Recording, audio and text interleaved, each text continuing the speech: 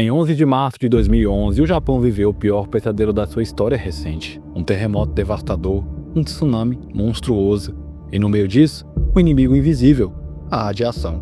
A usina nuclear de Fukushima Daiichi, símbolo do avanço tecnológico japonês, se tornava, em poucas horas, o epicentro de um dos maiores desastres nucleares do mundo. Mas o que realmente aconteceu naquele dia? Como um país tão preparado pôde ver tudo desmoronar tão rápido? E o que restou, mais de uma década depois? Ficou curioso? Vem comigo então.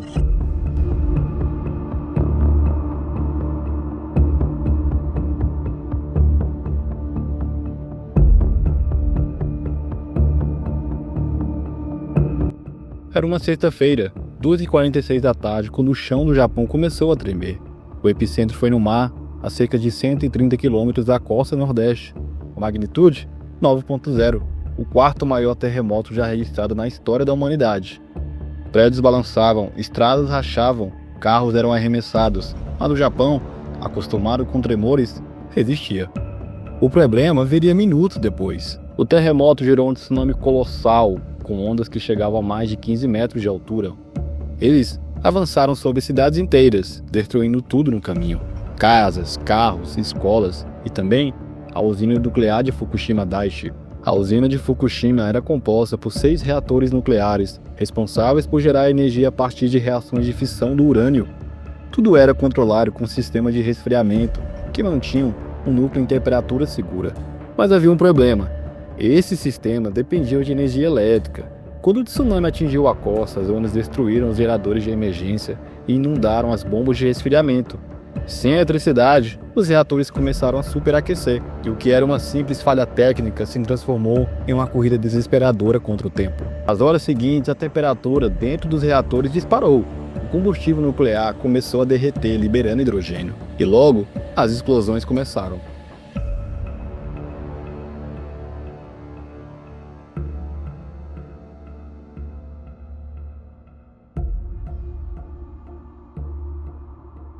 No dia 12 de março, o reator 1 explodiu. No dia 14, foi a vez do reator 3. E no dia 15, o reator 4 também sofreu danos graves. As imagens das explosões correram o mundo. O Japão, um país conhecido como disciplina e tecnologia, estava agora de joelhos diante de uma catástrofe nuclear. Milhares de trabalhadores foram evacuados, mas o grupo, conhecido como os 50 de Fukushima, permaneceu. Homens que sabiam que talvez nunca voltariam para casa, mas ficaram para tentar salvar milhões de vidas. Com os reatores derretendo, nuvens radioativas começaram a se espalhar pelo ar. O governo ordenou a evacuação de mais de 150 mil pessoas em um raio de 20 quilômetros. A radiação contaminou o solo, água e até os alimentos. Por dias, o mundo temeu que o desastre se tornasse pior do que o Chernobyl. O primeiro-ministro japonês chegou a declarar: o destino do Japão depende das próximas 24 horas. Enquanto isso, os trabalhadores restantes lutavam em condições extremas. Calor, fumaça tóxica e doses altíssimas de radiação. Muitos sofreram queimaduras, tonturas e até perda da consciência, mas continuaram, porque sabiam, se parassem, o Japão poderia desaparecer do mapa. Quando o pior finalmente passou, o cenário era devastador. Mais de 18 mil pessoas haviam morrido por causa do terremoto e do tsunami. O desastre nuclear deixou uma área de cidades fantasmas, onde a vida parecia ter parado no tempo. Casas abandonadas, relógios congelados na hora do impacto, brinquedos espalhados pelo chão. A radiação ainda impediu o retorno de milhares de famílias. A empresa responsável, TEPECO, admitiu falhas e também negligência.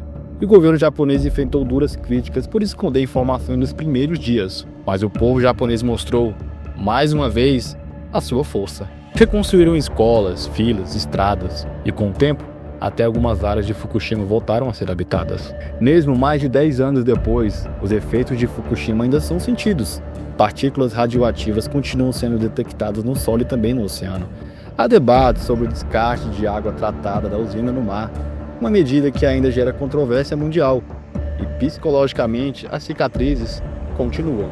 Milhares de pessoas nunca mais voltaram para suas casas, e a confiança na energia nuclear no Japão foi profundamente abalada. Fukushima não foi apenas um acidente, foi um aviso, um lembrete de que, por mais avançada que seja a tecnologia, a natureza ainda é quem dita as regras. E o Japão mostrou ao mundo que é possível se erguer, mas também que o preço da negligência às vezes pode ser alto demais.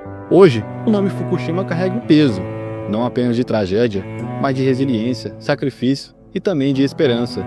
E talvez essa seja a maior lição que o desastre nos deixou, que o progresso sem responsabilidade pode ser tão perigoso quanto a própria radiação. Enquanto o mundo segue em busca de energia e inovação, que nunca nos esqueçamos de vozes que ecoam nas ruínas de Fukushima, para que jamais se repita.